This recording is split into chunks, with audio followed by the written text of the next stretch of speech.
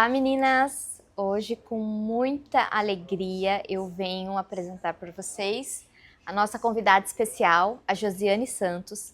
A Josiane, ela é terapeuta integrativa e hoje o nosso papo está maravilhoso. É um tema muito importante, é um tema de interesse de muitas mulheres e é por isso que eu convidei a Josiane para vir aqui para esse nosso bate-papo. Josi, seja muito bem-vinda, é um prazer, é uma honra imensa te ter aqui e eu tenho certeza que tudo que nós vamos conversar vai agregar muito para muitas pessoas. Obrigada pelo convite, Nis. É sempre um prazer estar com você, né? E levar informação para outras mulheres, para outras pessoas, informação pertinente, informação de qualidade desse nosso universo feminino que é tão vasto, mas também tão pobre de informação e tão difícil de acesso, né? Então a gente vem facilitar e encurtar esse caminho para que mais mulheres tenham acesso a essas informações. E hoje nós vamos falar sobre um tema que nos atravessa silenciosamente. Um tema de como é que nós fomos vistos, acolhidos, protegidos ou não durante a nossa infância. Porque antes de nós sermos adultos, profissionais, mulheres fortes, empreendedoras, nós fomos criança.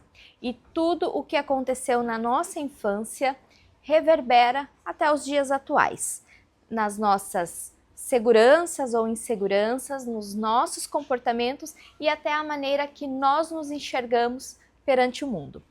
Josi, fala um pouquinho pra gente sobre as crenças limitantes, todo esse papel da infância, como que começa tudo isso? Bom, tudo começa na infância, não tem como escapar disso. Tudo começa com o olhar que nós temos para o nosso pai e para a nossa mãe. Não tem como a gente olhar para nós mesmos, não tem como nós nos reconhecermos sem olhar para a nossa infância, sem olhar para o nosso início. Independente, e aqui a gente não entra num contexto ou num olhar de julgamento, de certo e errado. Não é isso que está em pauta. O que está em pauta é o que foi para mim trauma, o que foi para mim sentido. Por exemplo, estamos nós duas aqui, de repente tem um barulho muito alto lá fora, nós nos assustamos. Como cada uma de nós vai reagir, isso é como o nosso corpo também vai responder futuramente. Por exemplo, eu posso me assustar e começar a chorar. A Nis pode se assustar e ficar brava, ficar irritada. Cada uma de nós teve um trauma diferente com o mesmo evento.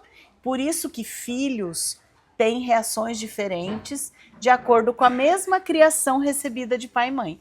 Cada um entende o mundo, percebe o mundo de um jeito diferente. E isso automaticamente cria cicatrizes que vão criando as nossas crenças. O jeito como eu acredito que é o certo, que é o bom, que é o correto para a minha vida. Muitas vezes é como a criança entende, né? Isso. Porque a gente sabe que o pai e a mãe, na grande maioria das vezes, o que eles fazem, eles acham que é o correto. Eles estão fazendo o melhor que eles podem.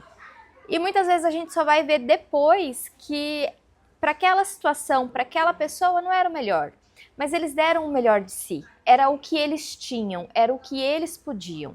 E quando a gente começa a entender a vida a partir dessa ótica, a gente tira muitos pesos, tanto de nós quanto dos nossos pais. Porque como a Josi disse, ninguém é perfeito, mas os nossos pais, foi dali que nos veio a vida. Então a gente ter um olhar especial para eles faz toda a diferença, porque nós somos parte deles. Exatamente, nós somos metadinha, metadinha de pai, metadinha de mãe.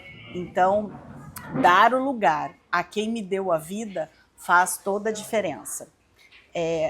Nesse sentir o mundo, cada um sente de um jeito. Por exemplo, eu tenho 2 filhos, né? Um deles é auditivo, o outro é sinestésico. O meu filho é auditivo, bastava eu chegar na porta do quarto e falar: boa noite, meu amor, mamãe te ama. Para o sinestésico, não. Eu precisava pôr a mão nele, pegar nele, pelo menos no pezinho dele e falar: boa noite, filho, mamãe te ama. Para um, bastava o ouvir. para o outro precisava do toque. Então, cada um percebe o mundo de um jeito diferente. Quando uma criança é ouvida, ela entende que a voz dela importa.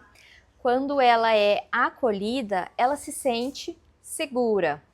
Então, quando ela não é protegida, ela entende que ela precisa lutar por si só, que ela não tem com quem contar. E isso ela começa a internalizar e vai levar para a vida adulta, vai reverberar nos comportamentos dela da vida adulta, e isso vai refletir nos relacionamentos que ela tiver. Josi, fala um pouquinho pra gente sobre os relacionamentos tóxicos, mulheres, muitas vezes mulheres empoderadas, mulheres bonitas, mulheres profissionais que se submetem a relacionamentos tóxicos, a relacionamentos abusivos. Qual que é a dinâmica? Isso vem da infância também? Vem da infância também. Na verdade, a ideia do relacionamento é eu procurar no outro o que me faltou. Então, o primeiro espelho de relacionamento é o que eu tenho em casa. Independente de se os meus pais estavam juntos ou separados, o espelho de relacionamento é o que eu vejo na infância. E eu aprendo como eu fui amada. Então, grande parte dos relacionamentos abusivos, eles acontecem porque o meu espelho de relacionamento, a forma como eu aprendi a ser amada foi dessa forma. Por exemplo, se eu tenho uma mãe, um pai, se eu tenho quem me cobre muito, quem me exija, que eu me comporte, que eu sente direito, que eu seja obediente, que eu não responda, o que eu recebi como... E eu não recebo elogios. O que eu recebi como amor é cobrança. Então eu vou entrar num relacionamento e se eu não receber cobranças, se eu não receber crises de ciúme, eu não me sinto amada. Por quê? Porque o que eu conheço como amor é esse amor duro, é esse amor que cobra, que exige, que está ali cada vez mais presente, mais te sufocando, te cerceando. Se eu tive pais que me acolheram, que me deram voz, que me deram lugar, eu aprendo que o amor é quando eu tenho espaço. É quando eu tenho lugar, é quando eu posso ter vontade, quando eu posso expressar o que eu gostei, o que eu não gostei. Então, tudo começa lá em casa, de pequenininho. Isso explica também, né, aquelas mulheres extremamente ciumentas, extremamente controladoras, que precisam saber, precisam adivinhar até o pensamento do companheiro, porque senão criam coisas, criam fantasias na cabeça de traição, de deslealdade. Então, muitas vezes, isso não está relacionado com o parceiro. Sim. Principalmente mulheres que repetem esse comportamento ao longo dos relacionamentos, isso é algo mais dela, de como a Josi explicou, de como ela foi amada, de como ela foi vista, ouvida ou não, é o que ela reflete na vida adulta, na questão da insegurança. Nós temos também o padrão de repetição. Se eu vi isso acontecendo nas minhas gerações anteriores, isso é o certo para mim. Então, eu vou repetir isso para frente. Eu acho muito importante a gente fazer um parêntese aqui, que a qualquer momento, nós, mulheres adultas, nós, pessoas adultas, podemos sim parar isso. Podemos sim tomar uma decisão e bem acompanhadas, bem instruídas, com rede de apoio, com apoio profissional, mudar essa forma de ver a vida e essa forma de receber amor. Então, a qualquer momento da nossa vida, quando nós nos encaminhamos para o autoconhecimento, para saber o que são os meus limites, quais são os meus espaços, o que eu gosto, o que eu não gosto, aonde eu gosto de ir, aonde eu não gosto de ir, eu posso sim mudar esse quadro e aprender a amar e ser amada de uma forma totalmente diferente e muito mais respeitosa e leve. Nossa, que lindo e profundo. E quando a gente se olha e a gente começa a se cuidar, é libertador. É maravilhoso. Eu falo por mim. A mudança, ela é vista aos olhos das pessoas que estão ao nosso redor realmente. A gente passa a transbordar esse auto-amor, esse autoconhecimento. E quem está vivendo essa situação de ciúmes excessivos, de crenças limitantes, muitas mulheres aí com potenciais maravilhosos, mas que elas mesmas não reconhecem o seu valor, elas não reconhecem o seu potencial. Como que elas podem, qual que é o primeiro passo para a mudança? Como que elas podem se olhar com mais carinho? Como que elas podem se conhecer? Como elas podem mudar a realidade da mente e da vida delas? A gente começa olhando para a gente. Parece muito simples e eu ouço isso quase todos os dias de não, mas eu me priorizo, eu tenho meu horário de academia, eu vou no salão, eu cuido do cabelo, eu cuido disso, eu cuido daquilo. Peraí, o que você está fazendo por você, para você? Porque o autoconhecimento e o autocuidado é algo que eu faço de mim para mim. Por onde eu começo? Eu começo fazendo coisas por mim, comigo. E são coisas simples. São como, por exemplo, você tirar 5 minutos do seu dia para ouvir a sua música preferida que você não ouve há anos. Você tomar uma xícara de chá daquele sabor que você quer experimentar há tempos. Então é você começar a se priorizar e entender o que você gosta.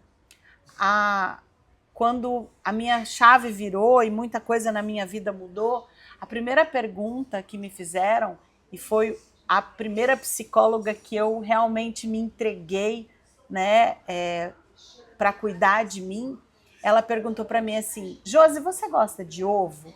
Falei, claro que eu gosto. Como? Falei, eu como mexido. Não. Como você gosta dos ovos? Falei, por quê? Porque se você disse eu como mexido, é porque você faz mexido porque é mais fácil para todo mundo. E eu falei, eu não sabia como eu gostava dos meus ovos. Eu não sabia qual era o meu prato preferido. Por quê? Eu fazia o prato preferido dos meus filhos. Eu fazia o prato preferido da casa.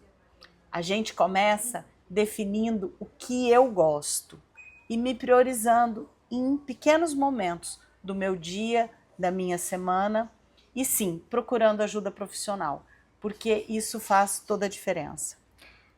Que legal, Josi, muito importante esse seu depoimento. A minha chave virou quando eu aprendi a fazer meditações e a minha meditação, eu visitava lá a minha criança interior. Eu me colocava em situações que eu lembrava, né, que eu tinha me sentido sozinha ou que eu tinha me sentido desamparada. E eu me abraçava, e eu me amparava, e eu me cuidava. E isso começou a refletir em quem eu sou hoje.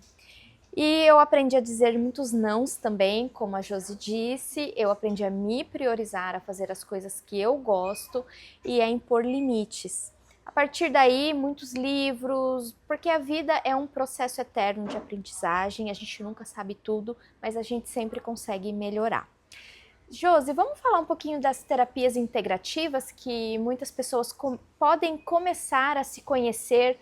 Fala pra gente sobre a constelação familiar, sobre os nossos emaranhados, como nós somos fiéis aos nossos antepassados e como a gente repete padrões. Dentro da constelação familiar, o Bert Hellinger diz que nós nos emaranhamos sempre que nós infringimos uma das 3 leis do amor. Essas leis são o pertencimento, que diz que todos nós temos lugar, o equilíbrio entre o dar e o receber e a hierarquia. Quem veio primeiro manda mais, quem veio depois obedece. Dentro da nossa família, é o nosso primeiro lugar, é o nosso primeiro clã de pertencimento. Então, a partir dali, eu tenho a hierarquia de quem veio antes, meus avós, meus pais, eu, meus filhos, e tenho o equilíbrio nas relações, o dar e o tomar. Esse equilíbrio entre pais e filhos, os pais dão o que têm, os pais nos fornecem o que eles podem e nós, filhos, tomamos esse amor de acordo com como percebemos o mundo, que a gente conversou lá no início da nossa conversa. Cada filho percebe o mundo de um jeito e toma esse amor de um jeito diferente. E assim nós vamos construindo as nossas crenças, as nossas seguranças, as nossas inseguranças. Para a constelação familiar, sempre que eu infrinjo uma dessas leis, eu posso estar criando um emaranhado e isso vai travar a minha vida ou vai fazer com que ela flua. Além da constelação familiar, eu trabalho com outras técnicas, como o Reiki, que é uma movimentação de energia que causa muitos benefícios ao corpo físico, né, e ao corpo espiritual e ao corpo emocional. Então, é uma técnica que nos traz muitos benefícios.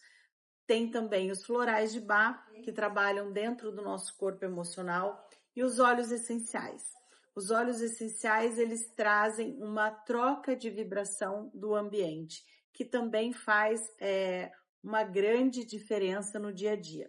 Dentro dos meus atendimentos, eu uso todas as técnicas de acordo com a necessidade de cada cliente. Então, cada um que senta na minha frente vai ter de mim o melhor que eu posso oferecer, dependendo do que está acontecendo no momento da sua vida, vai ter uma técnica abordada para que você se sinta acolhida. Que lindo, Josi. Bom, nós estamos chegando ao fim do nosso bate-papo. Nós vimos que tudo começa lá na infância, que é como a gente se enxerga perante a vida. Os filhos de pais que têm muitas brigas dentro de casa, os filhos não odeiam os pais, ele começa a se odiar. E a partir do jeito que a gente se enxerga, é aquilo que a gente começa a pensar, é aquilo que a gente começa a vibrar e é aquilo que torna a nossa realidade. Então, quanto mais a gente olhar para isso, a gente resolver essas pendências, a gente melhorar a nossa energia, a nossa vibração, mais coisas boas vão acontecer. Nós temos que ser coerentes com aquilo que nós queremos viver. Você quer ter uma vida maravilhosa? Você quer ter uma vida boa, com pessoas boas? Você precisa ser essa pessoa. E precisamos também não cometer os erros, porque naquela época não era erro, era aquilo que a gente sabia, era aquilo que os nossos pais podiam dar, era aquilo que eles tinham para entregar. A gente pode evitar cometer com os nossos filhos. Como, por exemplo, eu fui mãe pela primeira vez aos 18 anos. E eu entendia que o certo era deixar o bebê chorando no berço, num quarto escuro, e dormir, até dormir, porque aquilo ia dar uma autonomia para ele. E hoje eu vejo que não, que isso, infelizmente, se poderia, né, ter feito com que a minha filha se tornasse uma pessoa insegura, porque ela tá chorando e não tem ninguém para acolhê-la. Então, isso hoje eu já evito com o meu filho, mas ao mesmo tempo tem coisas que eu acho que eu estou fazendo certo que lá na frente pode ser que eu não esteja. Fala um pouquinho, Josi, como que a gente pode melhorar essa questão com as crianças? Isso que você falou sobre a casa é muito importante, porque para uma criança o que importa é o aquário. A gente fala muito que não adianta a gente ficar mandando os nossos filhos fazerem 1000 coisas diferentes. O que importa mesmo para a criança é o aquário, é a casa dele, é para onde ele volta. É a presença desse pai e dessa mãe, é o quanto esses pais ouvem esse filho. Um dos meus filhos ia para as festinhas de escola e voltava rouco. Ele voltava sempre sem voz de toda a festinha. Até que uma amiga terapeuta disse para mim: "Você já perguntou para ele por que ele está voltando rouco?" Eu falei: "Não, eu só falo para ele que ele tem que parar de gritar." E ela falou: "Não, conversa com ele." E eu descobri que ele estava tentando organizar a brincadeira nas festinhas. Orientei, falei: "Filho, não vai, cada um tá querendo fazer a sua brincadeirinha." Enfim, ele passou a ir para as festas, brincar da brincadeira que os coleguinhas, que queriam brincar da mesma brincadeira que ele, e parar de se preocupar em organizar tudo. O que eu quero mostrar com isso? Que nós precisamos, nós mães, precisamos aprender a ouvir os nossos filhos. deixar com que eles argumentem o que eles querem. Não é só sim e não. Mesmo que o não venha, você já sabe que você não vai deixar. Deixa ele explicar, deixa ele argumentar, escuta a explicação dele, porque eles precisam aprender a se defender no mundo lá fora. E quem é melhor advogado do que a mãe? Eles precisam saber que eles têm voz, né? Exato. Que eles são ouvidos, que eles podem falar. Porque se dentro da casa a gente já poda, que dirá o mundo lá fora. E, Josi, para a gente finalizar, fala um pouquinho sobre a importância, o pai, a mãe, a figura paterna e a materna na vida da criança. Bom, eu acredito, né, dentro tanto da sistêmica quanto das 5 leis biológicas, o pai, ele é a figura que traz segurança, que traz autoridade, que coloca os filhos de caminho com a vida. A mãe nos dá ninho, acolhimento, nos dá o porto seguro, nos ensina a gostar das coisas. No mundo ideal, seria muito bom que os pais pudessem levar os filhos à escola. Por quê? A escola é o ambiente externo. A escola é o ambiente onde eu estou indo descobrir o mundo. E a mãe vai buscar. Por quê? Porque a busca na escola é vamos voltar para casa. Então eu estou sendo acolhido, estou voltando para casa, para o meu ninho, para o meu lugar de segurança. Então, dentro desse equilíbrio, onde o pai é o mundo e a mãe é a casa, é o ninho, é o acolhimento, nós vamos ter crianças muito mais fortes e seguras. Josi, muito, muito obrigada pela sua participação. Hoje a gente já vê que a nossa mentalidade está relacionada com tudo, com que nós vamos, como nós vamos nos relacionar com as outras pessoas, qual vai ser o nosso sucesso profissional e até mesmo naquelas pessoas que não conseguem emagrecer, tem um grau de mentalidade aí, nas pessoas que não conseguem destravar o financeiro, destravar o profissional, nas pessoas que não conseguem um casamento feliz, estão toda hora se separando, arrumando outras pessoas. Tudo isso está relacionado com a nossa mentalidade, com a nossa infância, com o nosso passado, com a nossa ancestralidade. Então, gente, vamos se olhar com carinho, com respeito, vamos buscar conhecimento, buscar nos entender para que a vida possa fluir. Agradeço a todo mundo que ficou aqui com a gente até o final desse papo incrível. Josi, mais uma vez, gratidão. É um prazer te receber sempre aqui e espero que tenham gostado. Agradeço a todos, agradeço a Anis pelo convite, né? E digo a cada uma de vocês, se cuidem, se olhem, porque muitas coisas boas vocês vão descobrir sobre vocês mesmas. E aprender a se gostar, aprender a se admirar é um caminho sem volta. Não percam a oportunidade. Obrigada, Anis. Até o próximo.